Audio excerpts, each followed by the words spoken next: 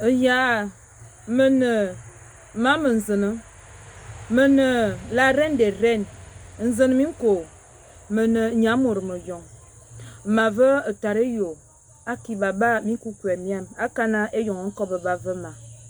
Ya, coucou famille, mbolo mbolo mbola ni, ya, c'est moi, maman nzene. Alors, pour cette deuxième phase de notre émission entre nos femmes, je sais, j'ai un jour de retard, c'est du travail, donc je suis avec vous présentement. Aujourd'hui, entre nous femmes, nous allons parler d'un sujet, nous allons parler de l'hypocrisie des femmes. C'est cela que je vais développer dans cette émission. En développant ce sujet, bien évidemment, je prendrai exemple d'un cas.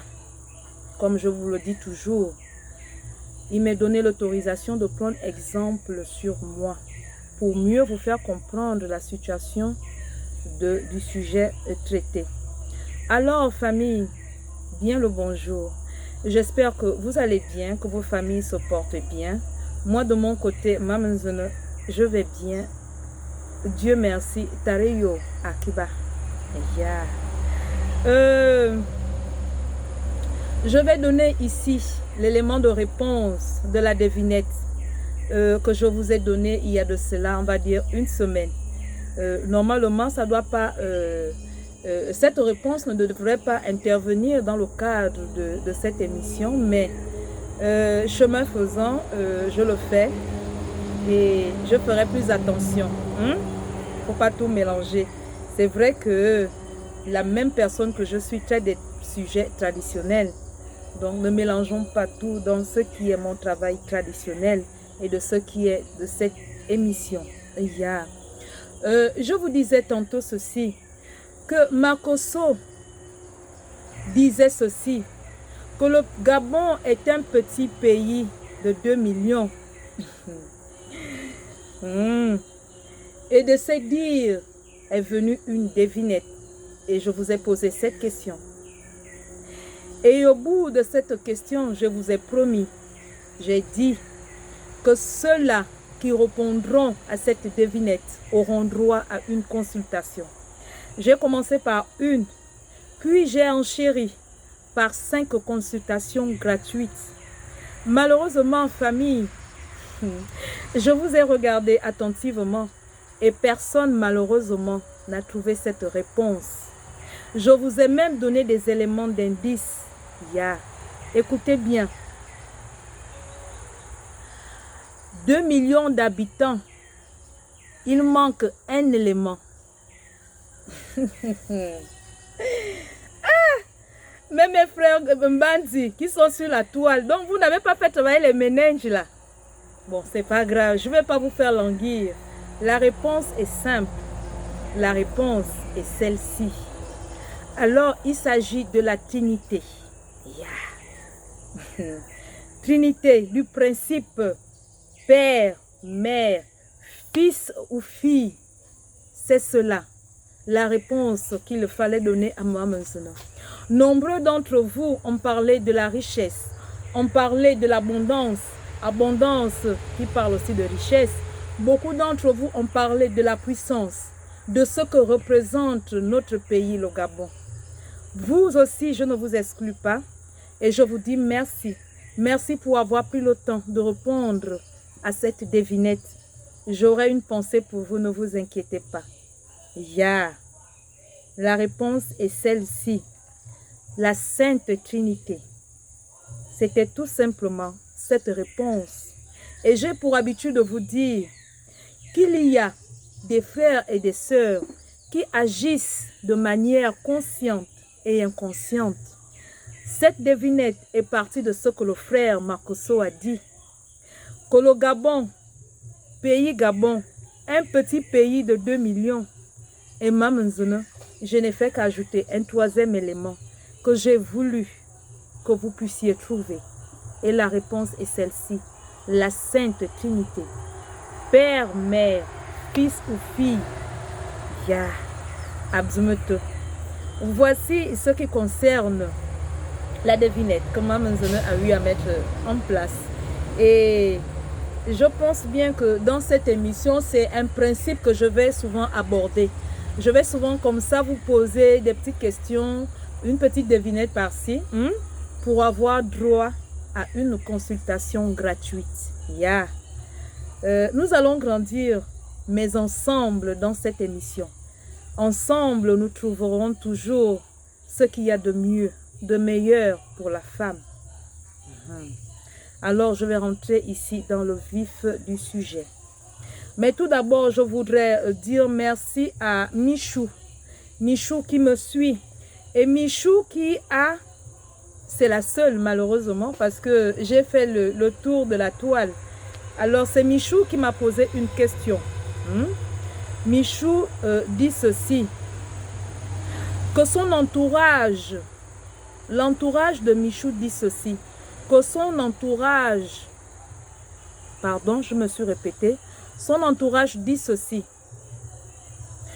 que l'homme avec qui elle vit, son conjoint, n'est pas quelqu'un de bien, mais elle, de son constat qu'elle fait, de ce qu'elle vit, elle considère que son conjoint est une bonne personne, parce que ce dernier prend soin d'elle, elle n'est en manque de rien. Elle mène une vie stable, accompagnée de son conjoint. Donc, ceci pour dire quoi?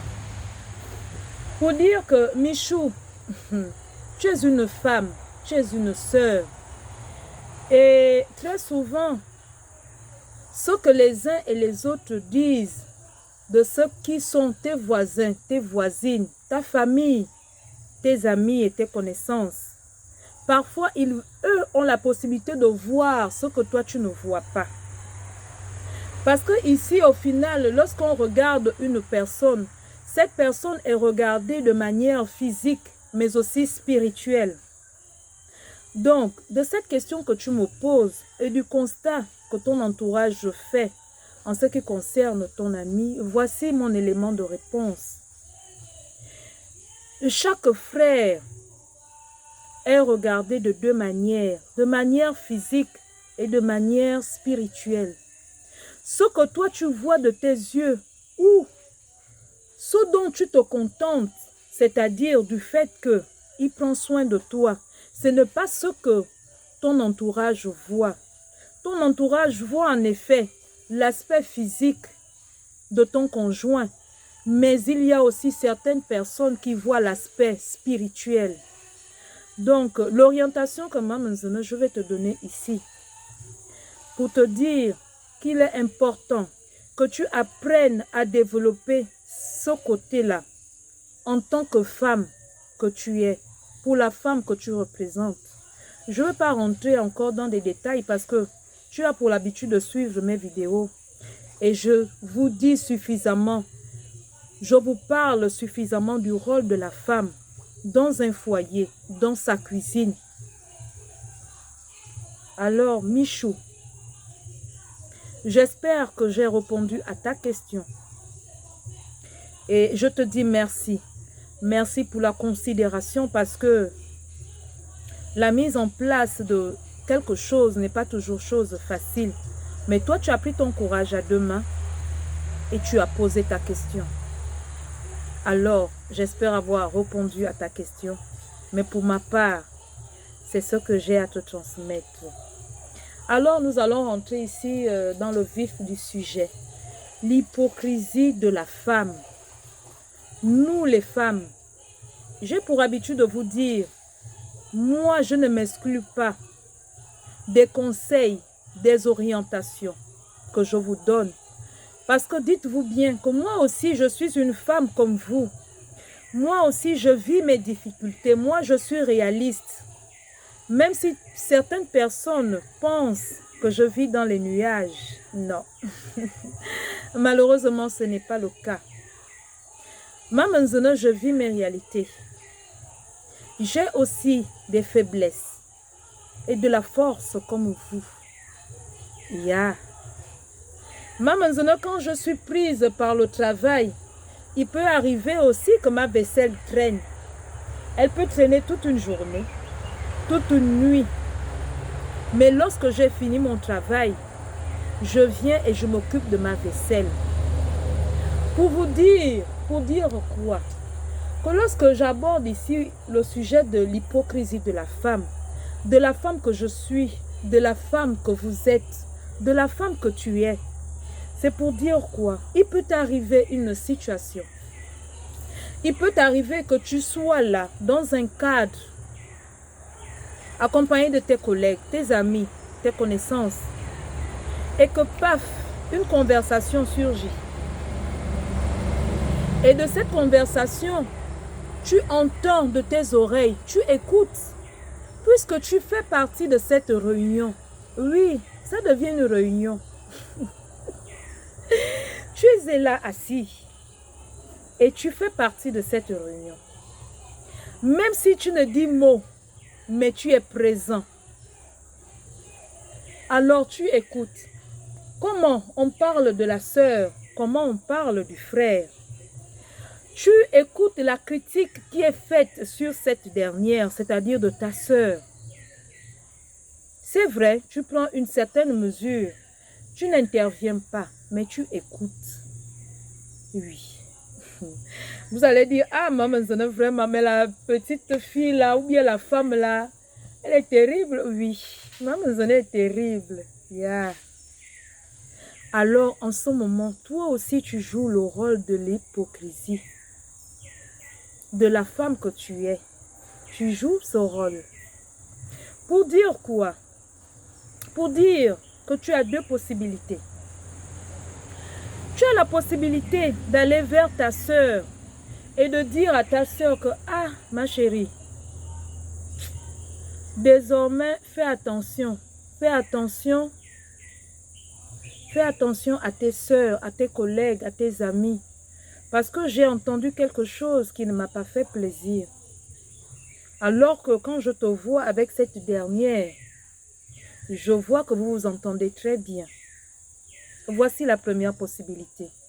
La deuxième possibilité est celle-là, où tu décides de te taire. Parce qu'en effet, tu te dis, ah, mais si je veux dire à Épiphanie ce que j'ai entendu ou ce que j'ai vu, les autres dire à son sujet, comment est-ce qu'elle va prendre la chose? Oui, il y a cette inquiétude. Et alors, tu es dans ce qu'on appelle le libre arbitre. Tu décides de toi-même, soit de parler, soit de te taire. Je vais vous partager une petite expérience que j'ai vécue. Cette expérience, je l'ai vécue lorsque je travaillais encore au Casino La Croisette avec des collègues. Bien sûr, les femmes, encore les femmes. Nous avions souvent pour habitude, après le travail, chacune de nous monte dans le taxi qui va le déposer, c'est-à-dire le chauffeur qui va le déposer. Et ce soir-là, nous sommes montés dans le véhicule de Latif, yeah. À qui je dis un bonjour et à qui je dis aussi merci parce que le travail de nuit et être déposé à ton domicile chaque soir sans crainte, c'est une responsabilité. Donc, Latif, de là où tu es, c'est un sujet béninois. C'est un père, yeah, un grand frère béninois. C'est lui qui était témoin de cette scène, de l'expérience que je viens partager avec vous maintenant. Et c'est comme ça que nous sommes montés dans le taxi et on a continué parce que nous, vraiment souvent après le travail, oh l'ambiance dans le taxi, on aborde un sujet, on parle. Et la collègue se prénomme Épiphanie. Yeah. Épiphanie avait un souci d'enfantement. Jusqu'à cet instant, elle n'avait pas encore eu la possibilité d'enfanter. Mais elle vivait déjà sous un toit. Elle vivait avec son mari, son conjoint. Son conjoint, parce qu'à l'époque, elle n'était pas encore mariée. Et c'est comme ça que, le chemin faisant, comme on avait pour habitude de faire dans le taxi, c'est l'ambiance, on rit, on rigole. Et moi, comme maman, je ne vous cache pas, moi j'aime rire. J'aime bien l'ambiance. En fait, partout où je suis, c'est un élément que j'aime bien apporter, que je transporte avec moi toujours. Et c'est comme ça que la collègue Epiphanie nous dit, ah les filles, comme son conjoint est encore habillé, elle a dit, ah les filles, nous sommes arrivés à la cité, faites moins de bruit. Ah, mais laissez-moi vous dire que là, quand j'étais lancée. J'ai dit, oh Epiphanie, toi aussi, laisse-nous, on s'amuse un peu, on est dans le camp, il y a quoi, qu'est-ce qui va nous arriver? Et j'ai continué comme ça, mais je n'ai pas réalisé que ma collègue était sérieuse en fait. Et au moment de la déposer, vraiment, elle s'est emballée. Elle a mal prise mon attitude du fait que je puisse autant rigoler, alors qu'elle, elle était sérieuse. Vraiment, elle n'était pas du tout contente. Et elle est descendue, elle est rentrée chez elle ce jour-là, sain et sauf, comme d'habitude. Et nous, on est revenus. Dans le taxi, il y avait le chauffeur, dont Papa Latif, et une autre collègue. Et c'est comme ça qu'en allant déposer la collègue, qui était restée avec moi dans le véhicule, lorsqu'on est arrivé à son domicile, famille, ah, les femmes, connaissant la situation de sa collègue, elle a eu à dire ceci. Elle m'a dit, ah, Arlette ne la suit pas, elle se prend même pour qui? Oui, je vous dis comme ça c'est passé. Oh. Maman, je dis comme ça c'est passé. Elle se prend même pour qui? Le camp. Donc, parce qu'on est dans le camp, donc on ne peut plus rire, on ne peut plus ricaner. Je dis, ah, ne parle pas comme ça, parce que là, vraiment, là, elle était très sérieuse. Ah, après, elle a balancé ceci par la suite. Elle a dit ceci. Ah, elle n'avait qu'à aller s'occuper de ses problèmes de stérilité là-bas. Famille. Quand la collègue a dit ça, j'ai eu un pincement au cœur. Et j'ai dit à la collègue, j'ai dit, ah, collègue, blague à part, toi tu es une femme et tu sais ce que ça fait à une autre femme qui est à la recherche d'un enfant. Comment tu peux parler comme ça alors que